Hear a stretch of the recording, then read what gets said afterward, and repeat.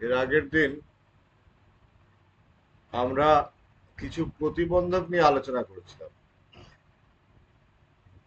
কিসের প্রতিবন্ধক? জ্ঞান লাভের প্রতিবন্ধক।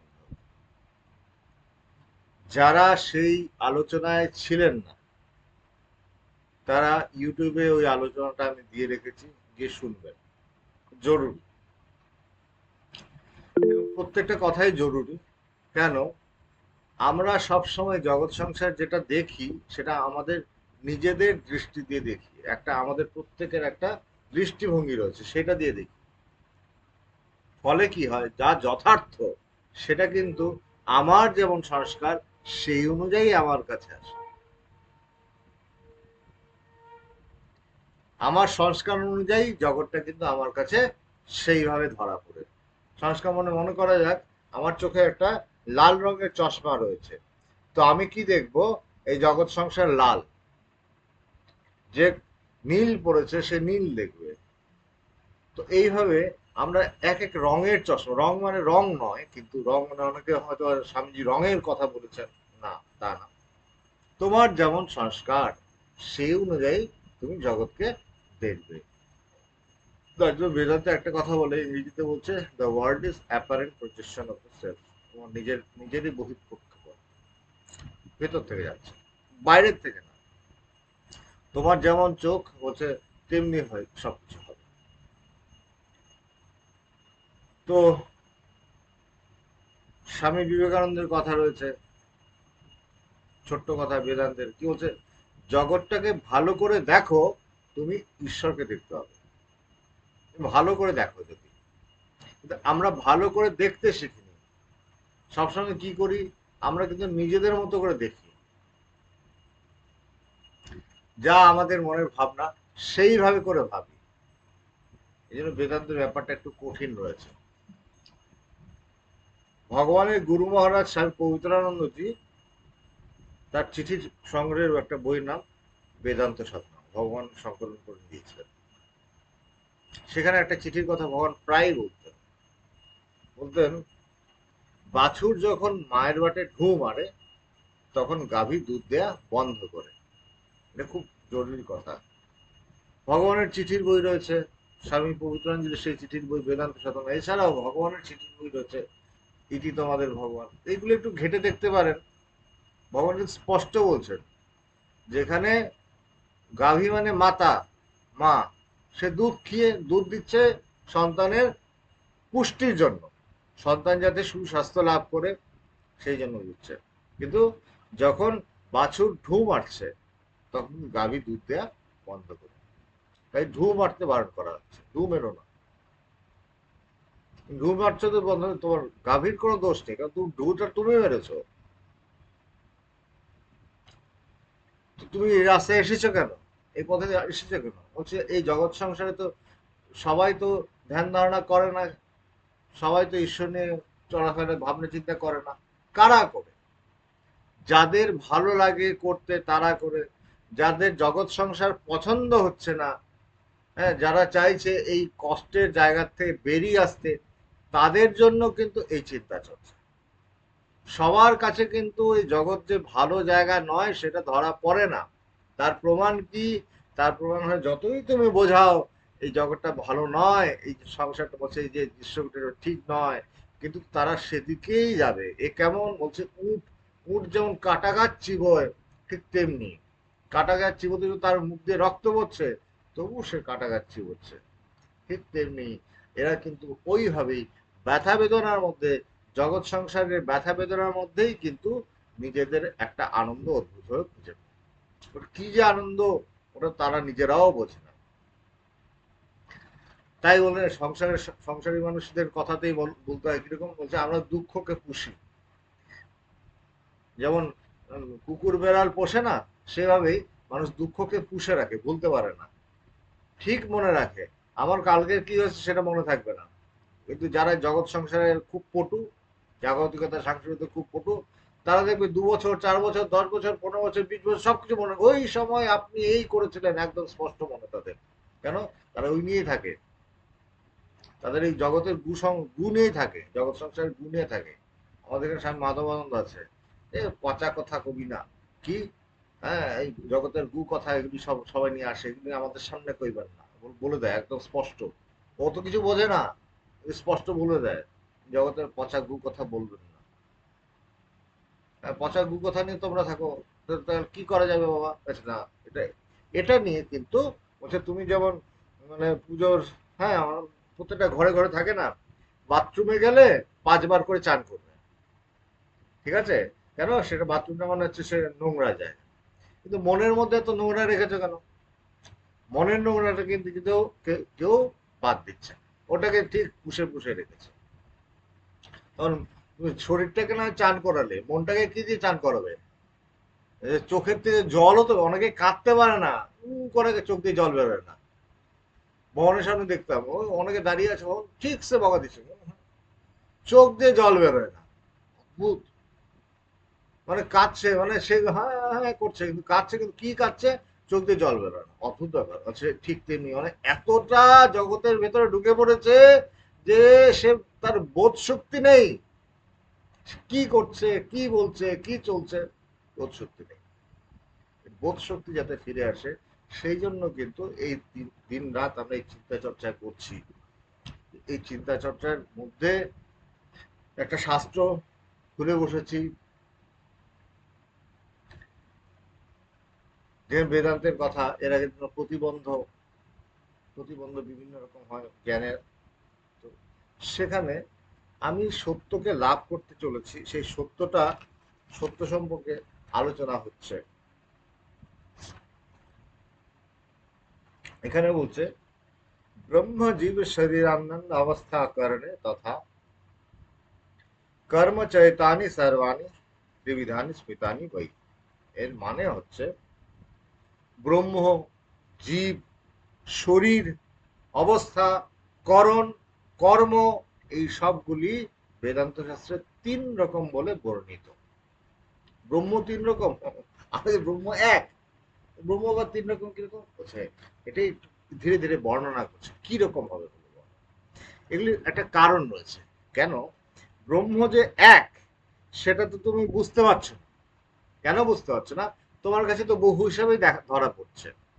কিন্তু ব্রহ্ম যে এক, সেটা বোঝানোর জন্যই এটাকে ভাগ করে যেন ত্রিধা বিভক্ত করে যেন দেখানো হচ্ছে। কি রকম? তোমার দৃষ্টিভঙ্গির উপরে। যেমন তুমি এই জেগে রয়েছো, এখন জগৎটা একভাবে দেখছো, এটাকে আস্বাদন করছো একরকম ভাবে, চলাফেরা করছো। এই তুমি আবার একসময় ঘুমিয়ে পড়বে, ঘুমিয়ে গিয়ে স্বপ্ন দেখতে শুরু করবে। সেখানে স্বপ্নের মধ্যে অবশ্যই থাকবে, সেখানে বুদ্ধিবৃত্তির বিরাট কিছু পরিচালন থাকবে না, কিন্তু সেখানেও কিন্তু তোমার সুখ দুঃখ ভোগ হবে, হয় সুখ দুঃখ ভোগ হয়, নিশ্চয়ই হয়। তারপর বলছে আরো গভীরে চলে গেলাম, ঘুমের নিদ্রার গভীরে চলে গেলাম, স্বপ্ন দেখা বন্ধ হয়ে গেল, সেখানে পুরোটাই অবশ, শিথিল অবস্থা প্রাপ্ত হলো, যেখানে কোনো সেন্স নেই। সেন্স নেই মানে ননসেন্স হয়ে গেল, মানে কিরকম? বলছে পুরোটা একদম, একদম ঘোর তিমিরাচ্ছন্ন, ঘোর নিদ্রায় সুষুপ্তিতে ঢুকে পড়লো, স্বপ্নও দেখছে না।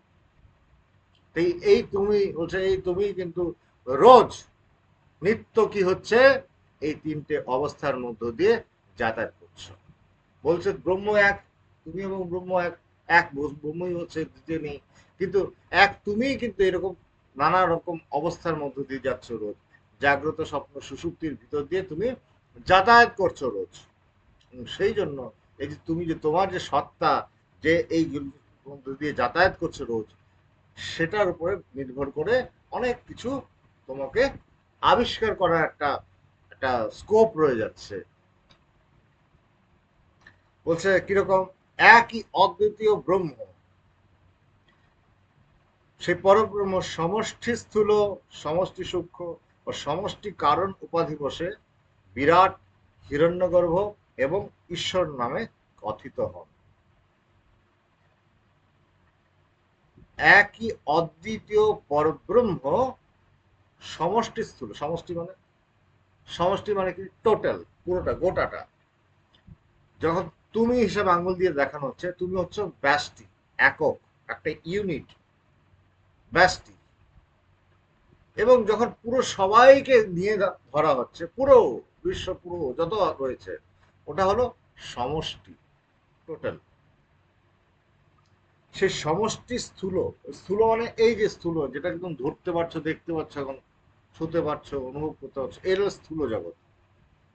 স্থূল যা কিছু রয়েছে সেটার যা সমষ্টি, সেটা হচ্ছে বিরাট, বিরাট পুরুষ। সমষ্টি সূক্ষ্ম, ওই যে স্বপ্নের মধ্যে বললাম, স্বপ্নের মধ্যে ভোগ সুখ হয়, সূক্ষ্মভাবে হয়, খুব সূক্ষ্মভাবে আমরা অনুভব করি, কিন্তু শিথিলতা থাকে, শিথিলতা থাকে, আমাদের সেখানে কোনো রকম নিয়ন্ত্রণ থাকে না কোনো কিছুর উপরে। তো সমষ্টি সূক্ষ্ম ব্যক্তি, তুমি স্বপ্ন দেখছো, অনেক স্বপ্ন দেখে, সবাই স্বপ্ন দেখে, সবাই সূক্ষ্ম জগতে যায়, রোজ যাচ্ছে। তো সেই সমষ্টি সূক্ষ্ম অবস্থা হচ্ছে, সেই সমষ্টি সূক্ষ্ম যেটা, সেটাই, সেটাকে হিরণ্যগর্ভ। এবং সমষ্টি কারণ উপাধি যখন আসছে, সমষ্টি কারণ উপাধি বসে তাকে, তাকেই ঈশ্বর নাম দেওয়া হচ্ছে। এটাই হচ্ছে ব্রহ্মত্রয়, ব্রহ্মের তিনটে রূপ। সমষ্টি, সমষ্টির দিক দিয়ে বলছে। উপাধি মানে, উপাধি মানে, উপাধি মানে এরকম, যখন পাল বংশ রয়েছে, মিত্র বংশ রয়েছে, হ্যাঁ, এক একটা বংশ, বংশ মানে এখানে এটা রয়েছে, সেটা পাল উপাধি দেয়া হয়েছে। হ্যাঁ, দে, কর্মকার কিছু রয়েছে, বলছে এটা, এর মধ্যে একটা সমষ্টি রয়েছে, বংশ বিশেষ, এটা হচ্ছে উপাধি। যেমন কেউ একজন সুন্দর, সৌন্দর্যটা তার, আমি যখন আরোপ করে, তারপর সৌন্দর্যটা আরোপ করেছে, তুমি দেখতে খুব সুন্দর, তাকে বলার তুমি দেখতে খুব সুন্দর, তুমি কথা বলো খুব সুন্দর, এই সৌন্দর্য, তার উপরে সৌন্দর্যটা রয়েছে, কিন্তু সুন্দর শব্দটা তাকে বিশেষায়িত করা হচ্ছে, বাকি সব থেকে বিশেষায়িত করা হলো। এইভাবেই করি, বলছে একটা তার উপর চাপিয়ে দেওয়া হচ্ছে, উপাধি দেওয়া হচ্ছে। ঠিক সেভাবে বলছে সমষ্টি স্থূল শরীর উপাধির চৈতন্যই বিবিধ কার্যের আকারে বিরাট বলে বিরাট সংকর প্রাপ্ত হয়। সহজভাবে বোঝো যে বিরাট পুরুষ রয়েছে, এটা সমষ্টির ক্ষেত্রে। আবার ব্যক্তির ক্ষেত্রে কি বলছে, আমি, ব্যক্তির আমি এরকম, সে নিজের উপর একটা অভিমান করে, আমি হলো, তার মধ্যে একটা প্রত্যয় রয়েছে, অভিমান রয়েছে, আমি প্রত্যক্ষ যে অভিমান রয়েছে, আমি হাফটাই রয়েছে, অহম আমি, এইভাবে তার অভিমান করে তাকে বৈশ্বানর বলা হচ্ছে, অথবা বিশেষ রূপে প্রকাশমান বলেও তাকে বিরাট বলা হয়। এই ব্যষ্টির ক্ষেত্রে বৈশ্বানর, সমষ্টির ক্ষেত্রে বিরাট। সমষ্টির সূক্ষ্ম শরীর উপাধিক চৈতন্য জ্ঞান শক্তি মত্তাবশত হিরণ্যগর্ভ নাম হচ্ছে। সমষ্টি যেটা সূক্ষ্ম, সেটার নাম হিরণ্যগর্ভ।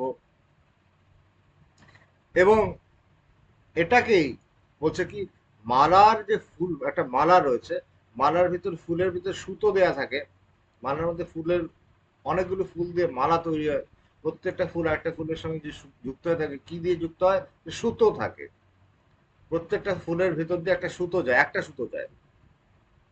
ঠিক সেভাবে হচ্ছে মালার যেরকম পুষ্পের ভেতরে যে অভ্যন্তরস্থ সূত্র, সুতো থাকে, ঠিক সেভাবে এই, এই তিনি, এই, এই তিনি সর্বপ্রপঞ্চে অনুসূত, সবকিছুর মধ্যে তিনি রয়েছেন।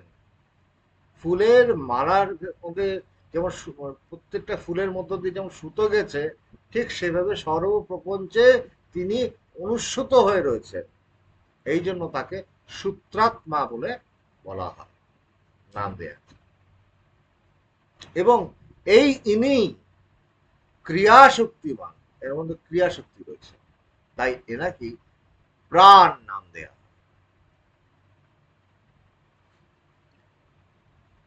তারপর বলছে কি, তারপর বলছে সমষ্টি অজ্ঞান উপাধি চৈতন্যই সর্বপ্রাণীর নিয়ামক, মানে নিয়মিত করেন, ব্যবস্থাপনা করে, অ্যাডমিনিস্ট্রেটর, তার নাম ঈশ্বর। সর্বপ্রাণীর হৃদয়ে তিনি আবার কিভাবে, তিনি সব প্রত্যেকের হৃদয়ে রয়েছেন, তিনি প্রত্যেকের হৃদয়ে তিনি বসবাস করছেন এবং থেকে সর্বকর্মের প্রেরণা দিচ্ছেন, প্রেরিত করছেন, তিনি প্রেরণাদায়ী, তাই তাকে অন্তর্যামী বলে। এবং কার্য উপাধি রাহিত্য বসত, তিনি কোন রকম কাজ করেন না, কর্তাভাব নেই তার, কোন রকম কার্য উপাধি রাহিত্য, কোন কার্য তার মধ্যে উপাধি নেই, তাই তাকে বলছে অব্যাকৃত। এসব কিছু শব্দ বেদান্তের ক্ষেত্রে বলা হচ্ছে। আচ্ছা, ওটা গেল সমষ্টির কথা। আরেকটা যেটা বললাম ব্যষ্টি, ব্যষ্টি কিরকম বলছে, একই প্রত্যেগাত্মা ব্যষ্টি স্থূল, ব্যষ্টি সূক্ষ্ম, ব্যষ্টি কারণোপধি বসে বিশ্ব, তৈজস এবং প্রাজ্ঞ নামে অভিহিত হয়। এরা হলেন জীবত্রয়। ওই ব্রহ্মত্রয়ের কথা বলা, তিন রকম ব্রহ্ম, এমন হচ্ছে জীব, জীবও তিন রকম।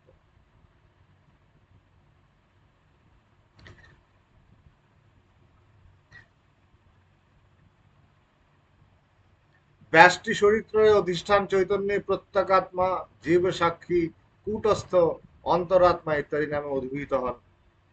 অনিত্য, জড়, দুঃখাত্মক অহংকার হতে বিপরীত ভাবে সচ্চিদানন্দ স্বরূপে প্রকাশ বলে তিনি প্রত্যক আত্মা। এগুলি শব্দের মানে একটা রয়েছে, কেন বলছে, কেন বলতে হচ্ছে এই কথা, যখনই আমরা আলোচনা করি আমার মনের মধ্যে আসে এইভাবে যে আমরা এই আলোচনাটা করছি, এই আলোচনাটা কতটা প্রাসঙ্গিক আমাদের জীবনে। বলছে আমাদের জীবনে সাধারণত আমরা দুঃখ শোক নিয়ে মেতে আছি, সেই জন্য দুঃখ শোক নিয়ে যখন কেউ দুঃখ শোকের থেকে কি করে উদ্ধার পাবো সেটা নিয়েই সবাই বলা হয়। হ্যাঁ দেখো ভাই, তুমি জ্বর হয়েছে, তুমি প্যারাসিটামল নিয়ে নাও, প্যারাসিটামল 650, তাতেই তোমার জ্বর সেরে যাবে। জ্বর সেরে গেলে হলো না, কিন্তু জ্বর সেরে গেলে জ্বরটা সারবে বটে সেদিনের জন্য, পরদিন আবার জ্বর আসবে। তাই বলছে যে জ্বরটাকে পার্মানেন্টলি, সে আত্যন্তিক ভাবে আমাদের সর্ব দুঃখের এই যে তাপ, জ্বর রূপী তাপ, হ্যাঁ ত্রিতাপ জ্বালায় মানুষ জ্বলছে, সেটাকে নিবৃত্ত করতে হবে। কিভাবে হবে, কিভাবে হবে, উপায় কি বলছে, এই জন্য বলছে চার রকম দানের কথা বলছে। চার রকম দান মানে দেয়া, দান মানে দেয়া হচ্ছে। চার রকম দান কি কি বলছে, একটা হলো অন্নদান। অন্ন মানে যা খাদ্য, খাদ্য অন্ন দেয়া, ঠিক আছে, অন্ন বস্ত্র ইত্যাদি দান করা, এটা খুব সুন্দর দান আমরা করি, আমরা মানুষকে খাওয়াই, আমরা মানুষকে বস্ত্র দিই, অর্থ দিই, এগুলো দেয়া হলো, এটা দেয়া হলো। কিন্তু এটা কিন্তু এমন একটা দান, আজকে ক্ষুণ্ণবৃত্তি হলো, কাউকে খাইয়ে দিলাম, আজকে তার খিদে মিটলো, খিদে কিন্তু সে 8 ঘন্টা যেতে না যেতে আবার প্রবল খিদে পেয়ে যাবে, ভীষণ খিদে পেয়ে যাবে, আবার তাকে খাওয়া দিতে হবে। কতবার খাওয়া দিবে একজনকে? তাই বলছে অন্নদান কিন্তু কাউকে তৃপ্ত করতে পারবে না। অন্নদানের থেকেও শ্রেষ্ঠ একটা জিনিস রয়েছে, সেটা বলছে কি, হচ্ছে তোমার বিদ্যাদান। বিদ্যাদান মানে কি বলছে, তুমি তাকে বিদ্যা দিয়ে দাও, কিছু তুমি বিদ্যা কিছু শিখিয়ে দিলে, সাধারণ ভাষায় বুঝতে গেলে কি, কিছু শিখিয়ে দিলে, কোনো কাজ কর্ম কিছু শেখানো হলো, এবার সে তার নিজের অন্ন সংস্থান নিজেই করে নিতে পারবে, তার অন্য কারো সাহায্য প্রয়োজন পড়বে, তার ক্ষুণ্ণবৃত্তি হয়ে যাবে, তার সময়টাও সুন্দরভাবে কাটবে। বিদ্যাদান। এবার কি বলছে, অন্নদান কিংবা বিদ্যাদানেও কিন্তু খামতি রয়েছে। কেন? বিদ্যাদানে আমাদের অহম তৃপ্তি হয় না। আমার বিদ্যার থেকে আরেকজনের বিদ্যা যদি শ্রেষ্ঠ হয়, তখন আমার মধ্যে কিন্তু মনটা কিন্তু খারাপ হয়ে যায়। যেমন আমার সামনে দুজন এলো, আমি একজনের দিকে যদি একটু বেশি তাকিয়ে থাকলাম, 10 সেকেন্ড বেশি তাকিয়ে থাকলাম, আরেকজনের মুখ কিন্তু কালো হয়ে যায়, দিকে বেশি তাকিয়ে রয়েছে, এটাকে ঈর্ষা বলে। কেন? বলছে আমি ওর দিকে কেন বেশি, তো ওর বেশি গুণী। হ্যাঁ তুমি, আমি ওইদিকে তাকিয়ে আছো, আচ্ছা এটা এটা অভ্যেস। তাই বলছে বিদ্যা তোমাকে গুণান্বিত করলো বটে, বিদ্যা কিন্তু আমার থেকে যদি শ্রেষ্ঠ বিদ্যাধর কেউ এসে যায়, তখন কিন্তু আমিও কষ্টে এসে পড়ি। তাই এই দুইজন থেকে এদের বিদ্যার ক্ষমতা কিন্তু নেই যে তোমার যখন প্রাণ সংশয় হবে তখন কিন্তু সে রক্ষা করতে পারছে না। সে রক্ষা করতে পারবে না তোমাকে। তাই এই অন্নদান কিংবা বিদ্যাদানের থেকেও শ্রেষ্ঠতর হচ্ছে বলছে কি প্রাণদান। ডাক্তারের কাছে গেলাম, বিদ্যা আমাকে রক্ষা করতে পারছে না, বলছে তিনি আমাকে প্রাণটা রক্ষা করলেন। তাই প্রাণদান এই বাকি দানগুলোর থেকে শ্রেষ্ঠ দান। কিন্তু প্রাণদান হলো অন্যদান হচ্ছে, আমরা এখানে নানা রকম ভয় পাই, যে খাওয়ার নিয়ে ভয়, সবসময় মনের মধ্যে ভীতিয়ে থাকে যে কালকে খাওয়া জুটবে কিনা ইত্যাদি। বিদ্যা সবকিছুর ভয়টাকে সাময়িকভাবে দূর করছে। এই যে মানে যে জগৎ সংসারের যে তাপ সাময়িকভাবে দূর করছে। প্রাণ সংশয় হলো, কেউ একজন প্রাণ রক্ষা করলো, কেউ করলো, বলছে সেটা সাময়িকভাবে হলো, কালকে আবার যে প্রাণ সংশয় হবে না কে বলতে পারে, আবার হবে। তো আমার এই তো ভীতি নিবৃত্তি তো হচ্ছে না, ভয় তো যাচ্ছে না। সেই জন্য বলছে কি এই সব ধরনের দানের থেকে এক ধরনের শ্রেষ্ঠ দান রয়েছে, সেটা হচ্ছে জ্ঞান দান। কি জ্ঞান? হচ্ছে সে আত্মতত্ত্ব জ্ঞান। যে জ্ঞান জানলে পরে সব রকম ভয়ের চিরকালীন নিবৃত্তি হয়ে যায়। তো সেই ভয় আর ফিরে আসবে না, ভয় আর আসবে না। তো আমি সেই জ্ঞানের কথা বলছি, আমি সেই তত্ত্বের কথা বলছি, কিন্তু সেখানে গিয়ে পৌঁছবো কি করে? এখানে একটা থিওরি নিয়ে আলোচনা করছি। থিওরি, এটা কোনো প্র্যাকটিক্যাল নয়, এটা থিওরি। প্র্যাকটিক্যাল করতে হলে তখন আবার অন্যরকম ব্যাপার, তখন চোখের থেকে অনেক জল পড়বে, কষ্ট হবে, ব্যথা হবে। কিন্তু এটা থিওরি, থিওরিটাকে বুঝতে হবে। ব্রহ্ম, ব্রহ্ম মানে হচ্ছে তুমিই সেই ব্রহ্ম, শাস্ত্রে বলছে, গুরু বলছে। তুমি যে কোনো মহাপুরুষের কাছে যাবে একই কথা হবে। কিন্তু আমি তো নিজেকে বুঝতে পারছি না, আমি তো নিজেকে শরীর বলে ভাবছি। তারপর এই কথা শুনতে শুনতে শুনতে শুনতে প্রত্যেক চৈতন্য নিয়ে শুনলাম, এসে শুনলাম, হ্যাঁ আমি অভিমান হলো। অভিমান মানে রাগ নয়, মানে ক্রোধের আগে সেই অনুরাগ বসে, সে হচ্ছে আমি একটা, তারপরে স্থিত হওয়া, আবেশ হওয়া, উপাধি বসিত। তো আমি শুনলাম, এই আমি, আমি নিজেকে আমার যে অন্যান্য উপাধিগুলি ছিল, দেহ কিংবা আমার যেসব সামাজিক প্রতিষ্ঠা, এগুলি থেকে নিজেকে আলাদা করে, বিভক্ত করে আমি নিজেকে অন্যভাবে আবিষ্কার করলাম। কিভাবে আবিষ্কার করলাম? আমার একটা চৈতন্য রূপতা রয়েছে, সেটাকে যেন কিছুটা যেন আবিষ্কার করলাম, কিছুটা যেন। না, আমি মানে আমি জড় বস্তু নই। কেন? কেউ খোঁচা দিলে আমার ব্যথা লাগে, ব্যথা লাগে দেখেই আমি রিয়াকশন দিই, প্রতিক্রিয়া দিই। চৈতন্য রয়েছে, রয়েছে বোধহয় চৈতন্য, কিন্তু চৈতন্যকে চৈতন্য রূপে কিন্তু আমরা চিনি নি। চৈতন্যকে কিভাবে চিনছি? চৈতন্য এবং জড় আমার কাছে মিক্স হয়ে এসেছে, মিশে আছে, তাই এটাকে আর চিনতে পারছি না। সেটা চিনবার জন্যই কিন্তু এখানে বলছে যে তুমি আগে বুঝতে হবে যে তুমি কিন্তু রোজ ঘুমিয়ে পড়ছো, ঘুমের থেকে আবার জেগে উঠছো, আবার ঘুমিয়ে পড়ছো, এবং এর মধ্যে এই সব যে ঘুমিয়ে পড়ছো আবার জেগে উঠছো, এর মধ্যে কিন্তু তুমি কিন্তু রয়ে যাচ্ছ। এই জগৎ সংসার কোথায় যাচ্ছে সেটা নিয়ে কিন্তু আমরা বলতে, ঘুমিয়ে পড়লে তুমি কি বলতে পারো তুমি কোথায় ঘুমালে? তুমি যখন, আমি বিছানায় ঘুমিয়েছি, সে তো জেগে উঠে বলো। যখন ঘুম ভেঙে গেলো, জেগে উঠলে তখন বলতে পারছো। যে ঘুমিয়ে গেলে সত্যি সত্যি কি তুমি জানো তুমি কোথায় ঘুমাচ্ছ? বলছে না, বাস্তব কথা। কিন্তু ঘুমের মধ্যে কিন্তু আমাদের কোন রকম সংবেদনা থাকে না যে আমি কোথায় আছি। কোন রকম আমি কিন্তু জানতে পারছি না যে কোথায় আছি, তখন খেয়াল থাকে না। তাই বলছে এই যে এত না খেয়াল থাকার মতো আমি কিন্তু রয়েছি। আমার অনুভূতিগুলি এভাবে বলছে বটে, আমি জানি না, কিন্তু জানি না কোন একটা বিষয় সাপেক্ষে হচ্ছে, কিন্তু এখানে আমি কিন্তু রয়েছি। এই জেগে থাকা অবস্থাও যেমন আমি এখন সুখ দুঃখ আনন্দ বেদনা হর্ষ নানা কিছু রয়েছি, আত্মীয় স্বজন নিয়ে রয়েছি। স্বপ্নের মধ্যেও যখন ঘুমিয়ে পড়ছি আমি বলতে পারছি না আমি কোথায় থাকছি, কিন্তু আমি রয়েছি। আমি রয়েছি সেখানেও সূক্ষ্মভাবে নানা কিছু স্বপ্ন দেখছি, স্বপ্নে এখানে গেলাম, ওখানে গেলাম, এটা করলাম, এই খেলাম, ওই খেলাম, নানা কিছু হচ্ছে, কিন্তু আমি রয়েছি। আরো গভীর নিদ্রায় চলে গেলাম, স্বপ্ন দেখছি না, সেখানে কিছুই জানতে পারছি না। জানতে পারছি না আলাদা কথা, কিন্তু আমি তো রয়েছি। আমি জানতে পারছি না, তার মানে আমি রয়েছি। এই প্রত্যেকটা অবস্থাতেই আমি কিন্তু সদা বিদ্যমান। এই অবস্থা সাপেক্ষে, জাগ্রত অবস্থা সাপেক্ষে আমাকে একটা নাম দেয়া হয়। এই যে আমি বোধ রয়েছে, এই জীবকে একটা নাম দেয়া হয়েছে, কি? বিশ্ব। যখন সে আরো গভীরে চলে যাচ্ছে, যখন সে স্বপ্ন অবস্থার মধ্যে চলে যাচ্ছে, তখন তাকে বলছে তৈজস। যখন সে আরো গভীর অবস্থার মধ্যে চলে যাচ্ছে, সে স্বপ্নও দেখছে না, তখন তাকে বলছে রাত।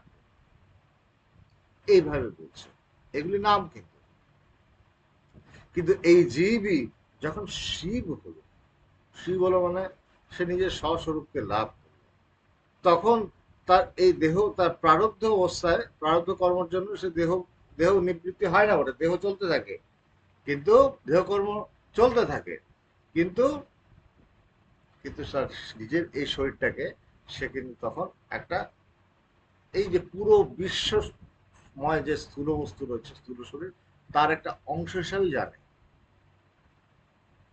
সে যখন নিজেকে নির্দেশ করে, একটা সাগরের মধ্যে একটা ঢেউ উঠলো, তুমি ঢেউটার নাম দিলে রশ্মি, একটা নাম দিলে, তখন তুমি রশ্মি, ওই দেখো রশ্মি আসছে, তুমি যতই আঙ্গুল দেখো রশ্মি রূপী ঢেউর দিকে, তুমি কিন্তু দেখাচ্ছ সেই সাগরকেই।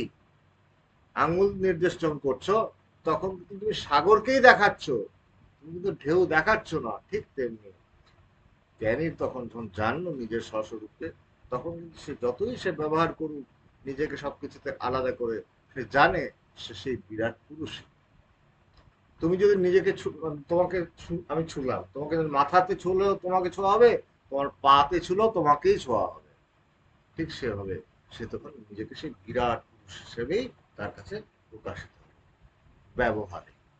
সে স্বপ্নে যখন চলে গেল, তখন তার কাছে সে বিরাট ব্রহ্ম হচ্ছে হিরণ্য গর্ভ নামে তার কাছে।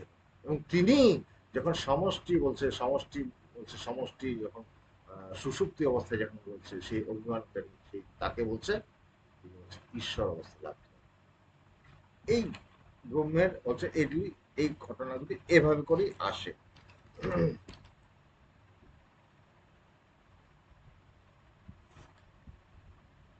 যেমন আরো কিছু বলছে যে শরীর ত্রয়, তিনটে শরীরের কথা বলেছে, কি? স্থূল শরীর, সূক্ষ্ম শরীর, কারণ শরীর। জাগ্রত অবস্থা, স্বপ্ন অবস্থা এবং সুষুপ্তি অবস্থা। করণ কি? মানে যার দ্বারা আমরা কাজ করি, কেমন? মন, বাক ও কায়। মন মন দিয়েও কাজ করে, মানে চিন্তা করে, বাক শব্দ দিয়ে কাজ করে, এবং কায় শরীর, কায় ভেদে, এই হল করণ। আর কি? ত্রিবিধ কর্ম। ত্রিবিধ কর্ম তিন রকম, কি কি? বলছে পুণ্য কর্ম, পাপ কর্ম, আর পাপ পুণ্য মেশানো কর্ম। এই তিন রকম। এটা নিয়ে আমরা বলেছিলাম, এটা নিয়ে আমরা আলোচনা করেছিলাম এর আগে, যে আমরা যতটাই কিছু না করি কেন, বলছে বারবার এগোতে এগোতে কোথাও যেন গিয়ে আমরা আটকে পড়ছি, এগোতে কোথাও যেন আটকে পড়ছি, কোথাও একটা বাদ সেরে যাচ্ছে। কেন বাদ সেরছে? সেখানে বাধা হচ্ছে, কি? প্রতিবন্ধক। সেই প্রতিবন্ধককে আমরা এর আগের দিন আলোচনা করছি। এখন যেটা আলোচনা করলাম, এটা আবার ব্রহ্ম বিষয়ক কিছু কথা আমরা শুনলাম, এটা শোনা হলো। এই শুনতে শুনতেই ধীরে ধীরে আমাদের হৃদয়ে জিনিস, এই ব্রহ্ম বিষয়ে সংস্কার আরো স্পষ্ট হয়ে